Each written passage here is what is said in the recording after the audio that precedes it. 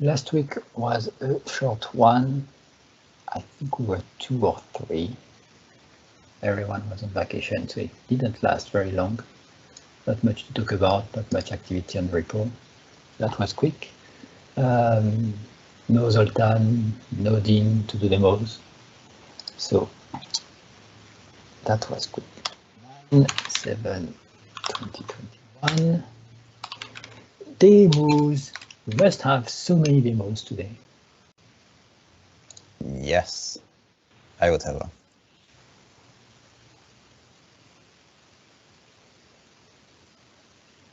That's it.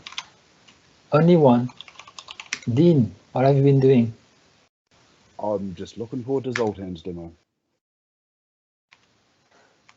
I actually joined because I was looking forward to these demos. So. See? Next week. Yeah. I think I will have one for next week. Okay, so updates. That there were some merges on option 1.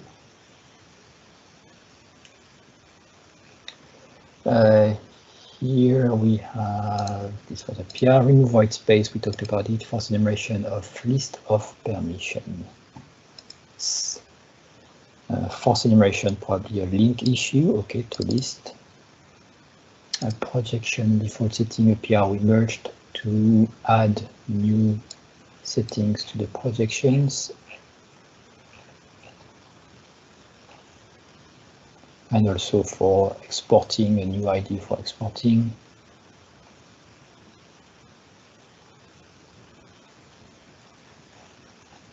Don't remember exactly which new settings.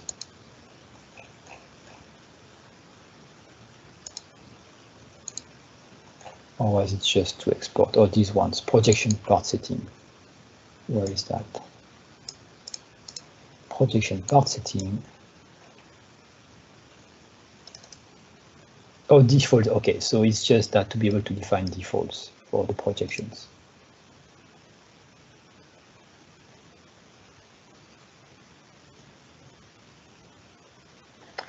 And a new PR is coming in, sets SSL redirection as permanent for SEO reasons.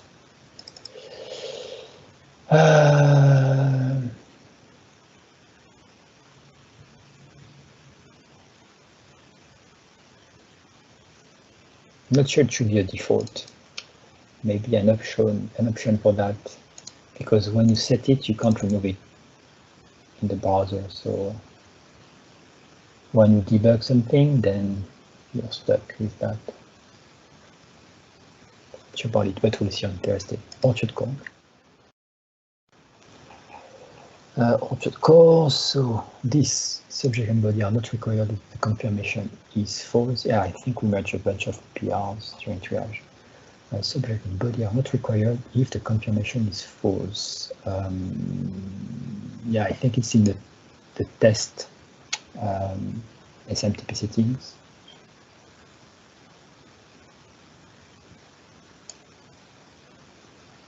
Register user.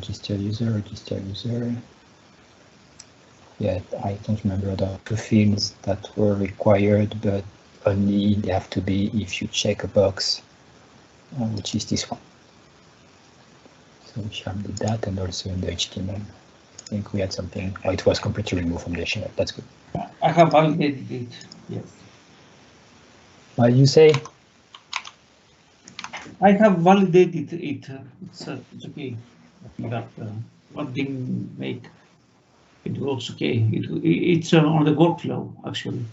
Oh, the workflow. Oh, okay. Okay. Yeah. On the workflow.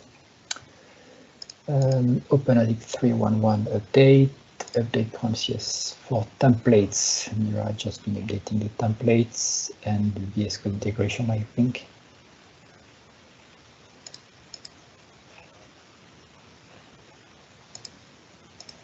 Okay, use new static file options for modules. Fixing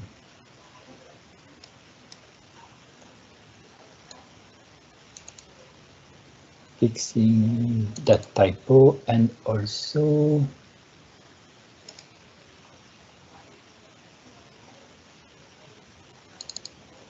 Oh, setting also a new setting for cache control, so you can, or maybe this was before. What's the new setting? Redirect to append trailing slash is a new thing, so this must be new settings. Content type higher, default content type, 7 files, HTTP compression. Okay, this must be the new settings. Okay. Are these standard settings for ASP.NET? Static file options, yes. And this is also to enable Blazor to be served from wherever it has to be served, because I think there was an issue because of that. The options were not correctly set up for some tenants to have Blazor working. So that was the main goal of this PR. And fixing that to be able to send files in some forms, in the deployment forms. Allow custom editors for bag, flow, widget parts. Yeah, PR from Jean-Thierry. Custom editors for bag, flow, widget parts. So custom editors.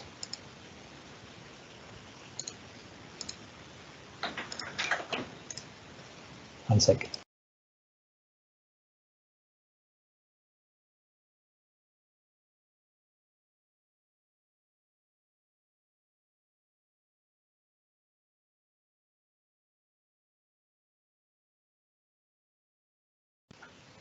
Okay, so what will I say? Remove unnecessary check when? No, that's it.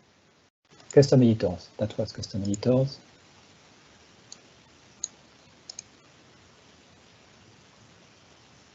So we can now have custom editors on this part. It wasn't the case before. It was hard-coded, and now it's using the dynamic one based on the editor name, and you can select it. So the default now is called standard here when there is no value. Okay. Remove unnecessary check when set HttpsPort. Okay. Just minor change. Content language HTTP header feature. So feature that will add a HTTP header with the current language.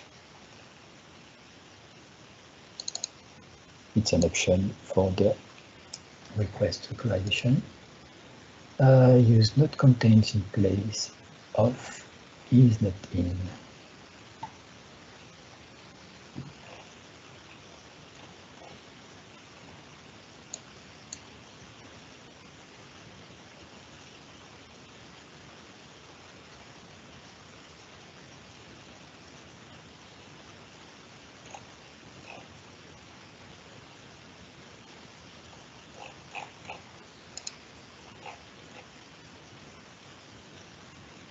Question is, where is the change? Here. No. Here. Contains IsNotIn, NotContains. Yeah, so just avoids a join that actually wasn't necessary. Good spot from go to there. Okay. Because it's okay. It's in the index. Okay.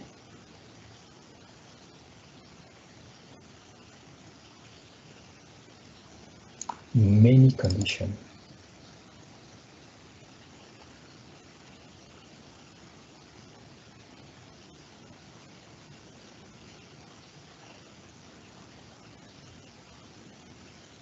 Where is that coming from? Many condition. So that's the filters from that I added to SSQL. So the many condition allows you to and or in the text. That's the single conditions above. For when we just pick one option from a list. Yeah, I think this one is new also, the NotContains.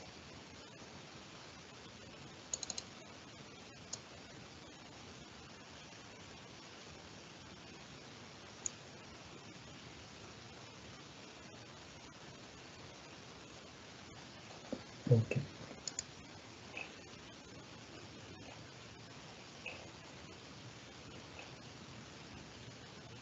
Yeah, I remember when you did that.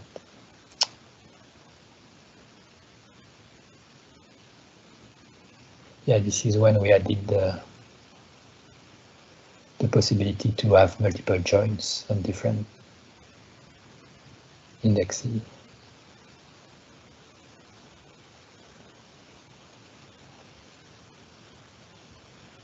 Okay. URI components, liquid accessor, so new liquid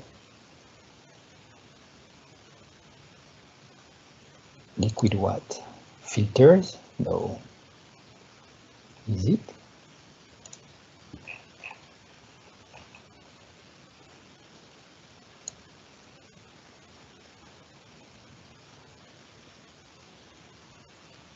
No, properties. Properties, is it a property? What is that? Register, liquid request accessor, fluid value, name. Okay. On the liquid request accessor, so on the request object, now there is the .uri host, URI path, path base, and query string. Not documented so far. Until the next PR, which adds the documentation. Okay. Unescaped.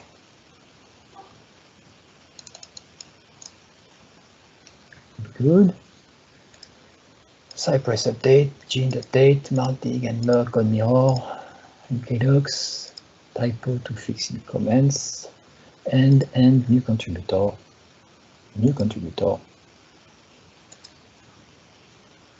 Sardor.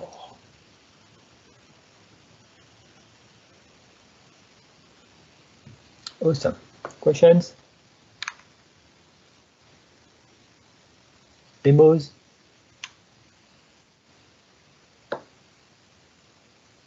I can start with it, or I can do it if there's nothing else. Your turn. All right. Just a sec. Let me share my screen, and you should also be able to see it. So, what I'm talking about here is part of helpful libraries, our helpful libraries project. I also pasted a link to that in the chat, and specifically it's LINQ to DB sub-project pretty much. Now, the use case is that sometimes you just have to go to SQL. So although we have SQL, we have all the abstractions, but of course the SQL connection is still there if you want to go low level. Now, I'm not necessarily talking about cases where you do something with content items, because that usually should happen via SQL anyway. But sometimes you have to write some funky queries there, or otherwise you just want to store something in the database, which is not a content item, not necessarily an entity, just a simple table with simple rows, that's it. And in that case, you may not want to write like SQL queries as strings. And but still, you don't want to use a full-blown ORM like entity framework, because that would be a bit of an overkill for use cases where you don't need a full-blown application built on it. And for such cases, there is a library called LINQ2DB. This is not developed by us. It's a third-party one. It's pretty much a LINQ abstraction over SQL, but without anything else. So it's not a full ORM. It's kind of a mini ORM, but it's a bit more than, like, let's say, Dapper. And what we have implemented here is that by just hooking into iSession, so the standard SQL iSession, you will get to write queries like this. So there's a helper method, and in there you can pretty much write LINQ against tables. In this case, we are using outer part index as the example. Usually that's not what you would do, because there are easier ways around it. But this was, one table that's already built into Torch, is easy to use. And as you can see, it's LINQ as usual, but since we are wrapped into this LINQ query async, this inside here is actually executed as SQL directly. You can also use the query syntax of LINQ. So a bit more involved would be a join query, as you can see here, within the content item index and outer output index tables. Still, everything is statically typed, so you don't have to remember names, you don't have to type in fields. Everything is just nicely auto-completed and statically typed as you are used to with the SQL even. And that's the point of it. You can write statically typed queries, and we are actually executing read queries here, as both of them are just selects. But LINQ2DB also offers data manipulation. So the whole CRUD is available. So I find it actually very, very useful to do simple SQL or simple DB access. It's not necessarily simple queries. These queries can be very, very complex. That's another reason why we started this, because some of our queries got really complex and it got unmaintainable in just string forms. So this is it. My colleague Mark and Christian developed this mostly. I'm just showing it to you. So I hope it will be useful for others as well when you are writing some SQL queries. Questions? Should I start, or does anyone else have questions? It seems, please start. I will start. So why based on iSession and not a DB connection? We could also use that. This seemed like a better API. It doesn't matter, that would be also possible. Because iSession is the YesSQL thing, right? Yeah. Yes, that's it. And in this case, I assume you just get the connection or the transaction from that. Yep. So, yeah, so here session begin transaction. Maybe there is a reason, but we made an abstraction for that, like IDB something. You can resolve IDB connection directly, or iTransaction, something like that. Yeah, or iTransaction provider, so accessor, something like that. That will. That as well. I think with IDB connection accessor, you can just create a new connection or something. We used iSession because that's widely available. So it was common, at least in our use cases, that we do something with iSession in the same class, and we needed to issue a query directly to SQL. So it was easy to just access that. But yeah, this is not actually mandatory. We could have different extension methods that hook into that. Also here, what I see is that you do begin transaction async on the session, which will start a transaction, even for reads. So isn't that we actually wanted to access the transactions and demand it, but I think this changed in the last few months, and there's no way to do that. Because YesSQL, since this big breaking change that you say that there is no more the demand transaction async, is not creating a transaction if you just do reads until you do an operation that will require a write, like updating an index or doing some changes on an object, and then it will start the transaction for these operations. And I did that based on feedback I got from the YEF team developers, saying that it was a big issue in terms of locking for SQL Server, that you start transactions for reads, because it will lock the tables even on reads this way. And they say this is what they do now. They don't create a transaction for read-only operation. So that might be a problem for high load or even transactions that are long on reads, like complex queries. It might lock the thing. If you call .begin transaction async, and that's why maybe it would be interesting to just get the connection and create the transaction if you need to, and not ask SQL to do that all the time. That might be even more for a read in this case, right? Because I assume this. Yeah. Well, you can use the same thing to actually issue writes, but yeah, actually what we wanted to do is get the current transaction and not open a new connection.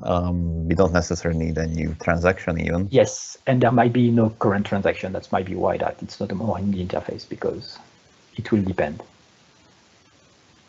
You can begin one, but you can't ask for the existing one because it might be created lately. So here you're always creating. If there is one, SQL will use it. So by calling begin, you will be in the same transaction out as the rest of the thing in SQL. But yeah, maybe there should be, I don't know. That. Yeah, I'm not sure how to work around that because we do need a transaction that's necessary for LINQ to DB, even for reads. Yeah, that seems surprising that yeah. Even Dapper, it's optional to have a transaction when you do a query. Maybe it's optional here also. I'm sure if you hover the LINQ to DB connection, maybe it's not required to have a transaction. Oops. I will need to link it to it. Probably this is our thing actually. Okay. Yeah, but it's why. I can't remember why we have this, but we surely need it for some reason.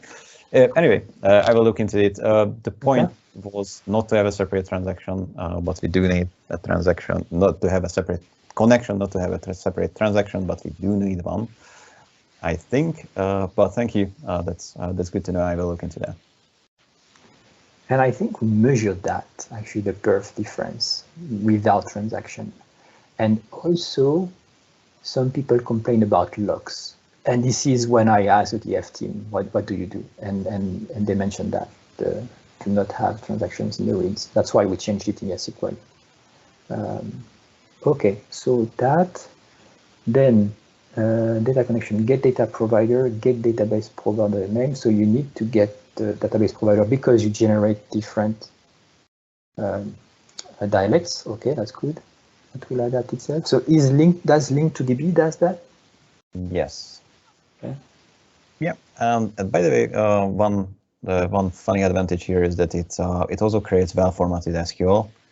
The SQL you see being visible there in Mini Profiler, for example, is nice and readable.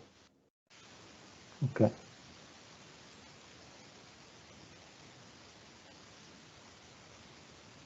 Cool. So by hooking into that existing SQL connection, you're still getting stuff through Mini Profiler with it as well, are you? Yes.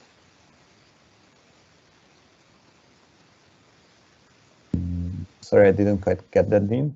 I was just asking that because you're connecting through the SQL connection, you're still getting your SQL through Mini Profiler, through the Mini Profiler connection with it.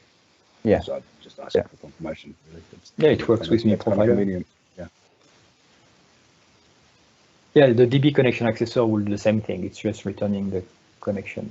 I believe it's. Oh, do you think it's just to create a connection? Yes. Yeah. That's why we couldn't use it. Really. But that would still work. And I think, well, but that's okay. Why don't you just create a connection instead? Because I mean, it's just creating the connection, but technically it's just pulling the connection from the pool. So the only thing might be that, yes, in the same request, you might have two different connections if you use both SQL and that, I get it. Okay. Yeah, but if it's your own, if it's your own controller, usually it's just your own connection.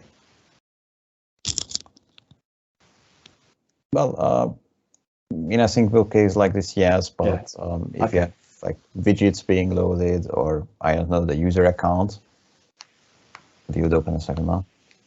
Yeah, and here it's more than the connection that you want, because you might want a transaction in this case.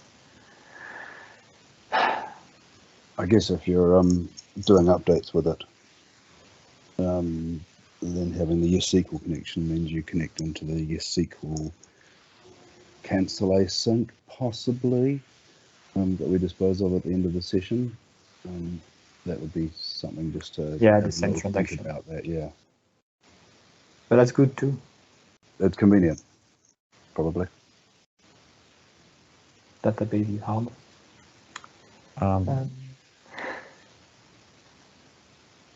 Sorry, I didn't quite get that. How would you hook into, or what would you hook into the cancel of the transaction, and why? So the session itself is a scoped object.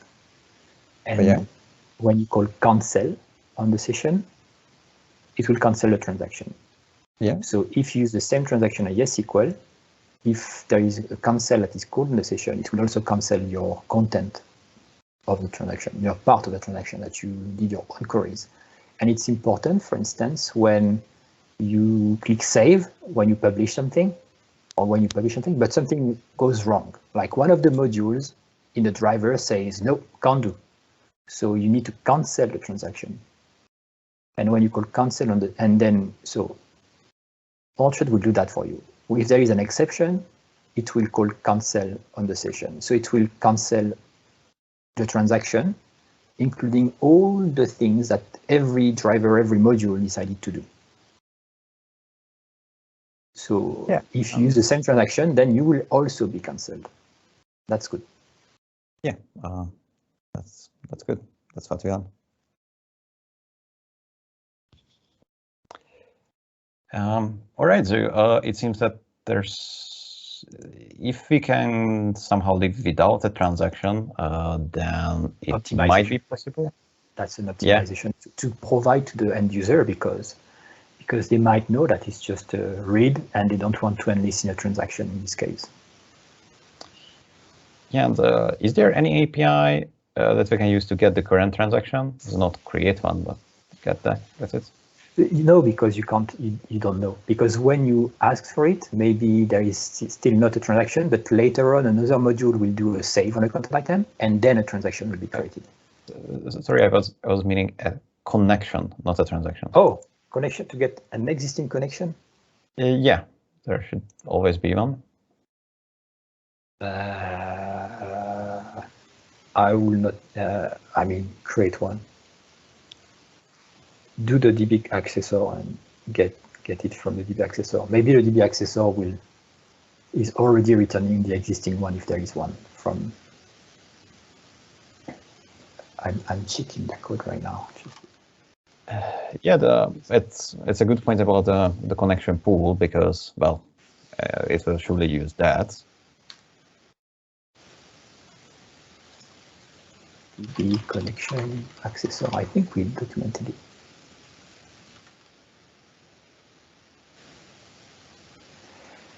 The Orchard data abstraction.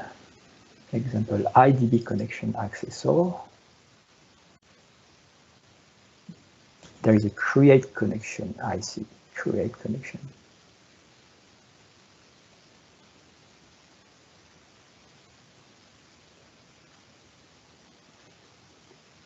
So it's creating another connection.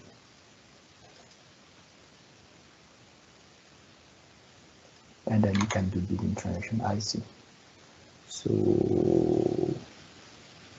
and I think it's the same with YesSQL. You can't get the existing connection because it only exists if you do something. Okay, so that's lazy as well. So that might also be the reason. Will it reuse the same connection? The YesSQL connection is lazy when you're doing selects, like listing stuff. It's only ever created if you actually invoke save on anything. So knowing that, you may find that I'm not sure what you're doing with the update stuff because you haven't demoed anything to do with that. Does that just run through the same LINQ query async, or is that a different operation where you know that you're doing it right intentionally? Zoltan?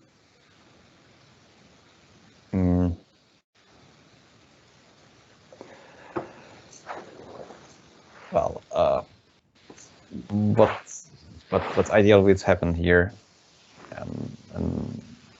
is that we get the DB, or it's a get or create for the DB connection, and later ESSQL uses that as well.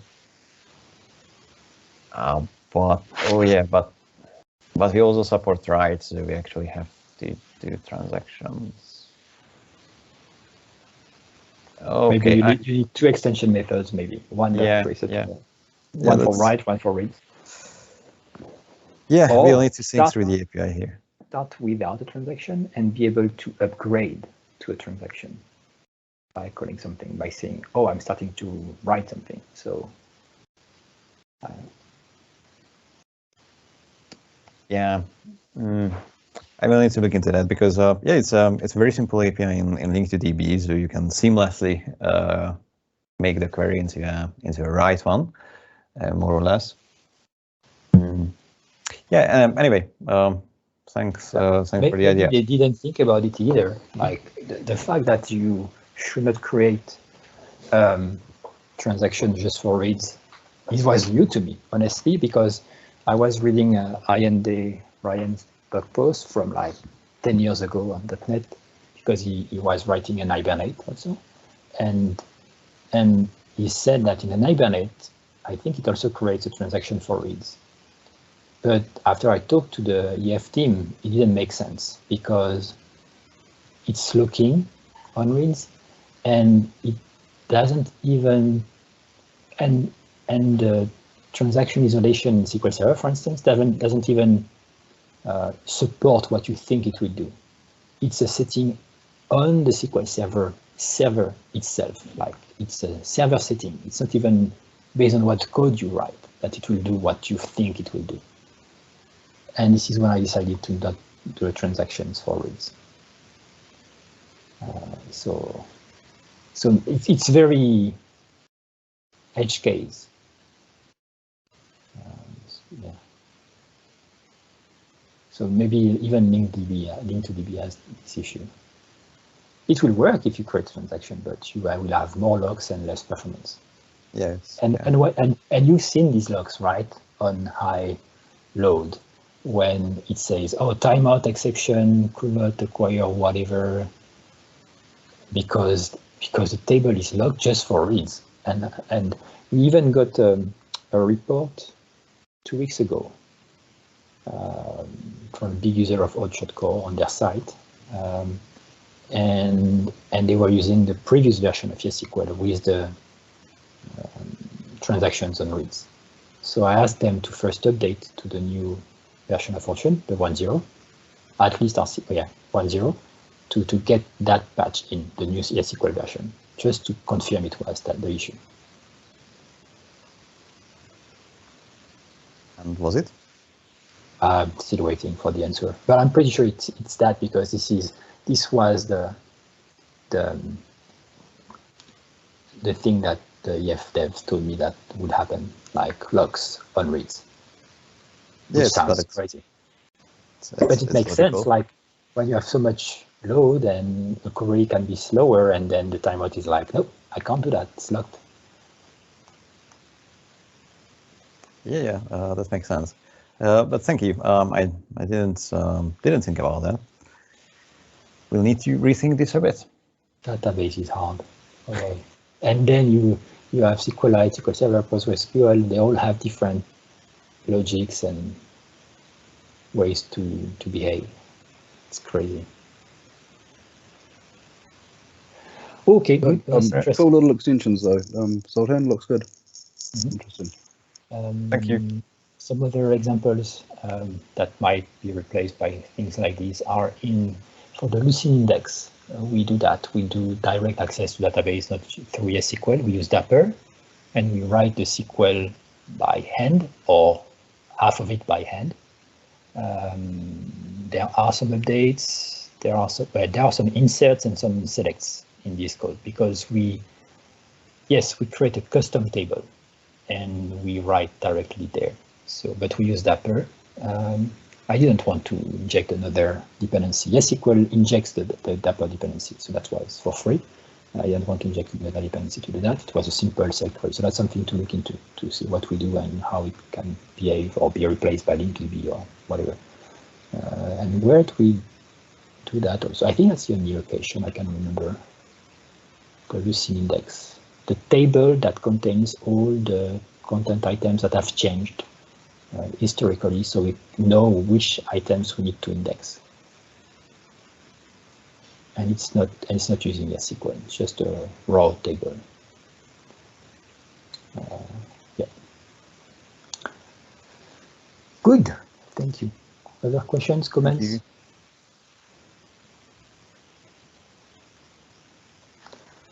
I should store the link.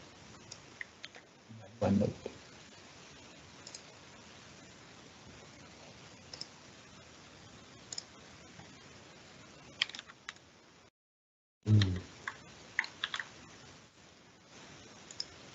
And this is the page that describes the DB connection thing with the IDB connection accessor. Create connection. See, this is the one here. You want your custom queries that using SQL, and for reference,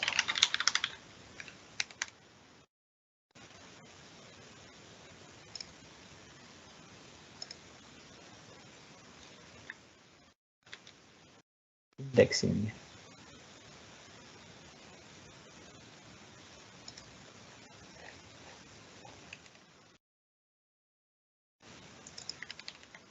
Injecting DB connection accessor, create connection, so it's isolated, so it's closing it after that block. It's getting the dialect. Select, oh, this is SQL builder, so SQL comes, is it in SQL? Or is it in Object Core? Or Object Core. Yeah, oh, no, the SQL build was in SQL. Yeah, the dialect is in, yeah, the parser is in Object Core. Yeah. So here it's generating, so select, the table selector is just, the only thing that it does well here is using the table prefix, and you did that also in IntoDB. Where end and query. And then close there is no transaction, it's just a read. It's opening a connection and closing it. And when I say opening, it's like, if there is one open already, well, it's opening the connection, but it's reusing the connection from the pool, so it's cheap. And it doesn't have to be part of a transaction. So for reads, it's fine to create a connection and to query and to close it. Super cheap, because there is no transaction. So that is fine. But here, boom, transaction, begin transaction, because we are updating things. But it's not part of the SQL transaction, so it's a different transaction. And in this case, again, that's fine, because it's just to update an index of things. So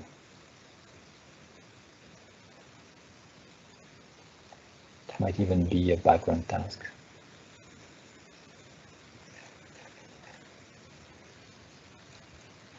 I'll get in touch with the LINQ guys to see whether they are upgrading to transactions if necessary. From the code, I can't see that. And here the SQL is the same for all dialects. That's also why we use handcrafted SQL. There is nothing special here. And then it's using Dapper.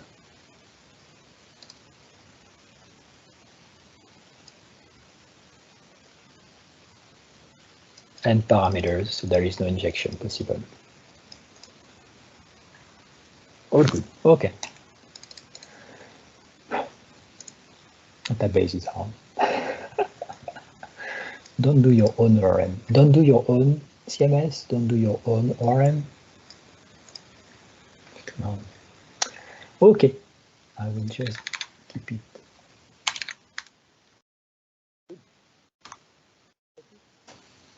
Questions? Comments? I checked last week.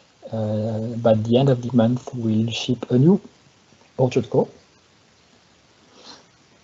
with all the updates we made, new little features and bug fixes. And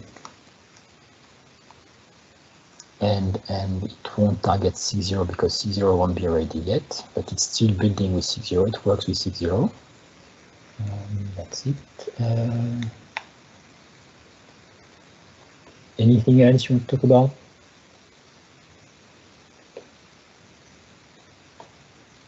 New sites? No new sites?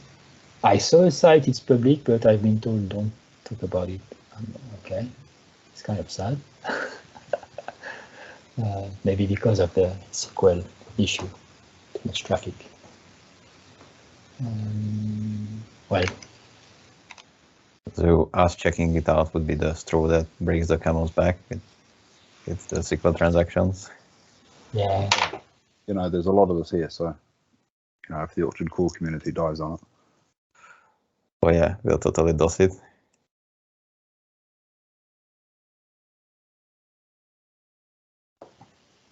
So Thierry, when you do ship a site with Orchard core? Sorry? When do you ship a new site with Orchard core? Probably within the week. So let us know, right? So we can test the SQL transaction. Awesome. With firewalls. Yeah. Okay, well, then this is it. Thank you, everyone. See you on Thursday for the triage and next Tuesday for the meeting. Bye, everyone.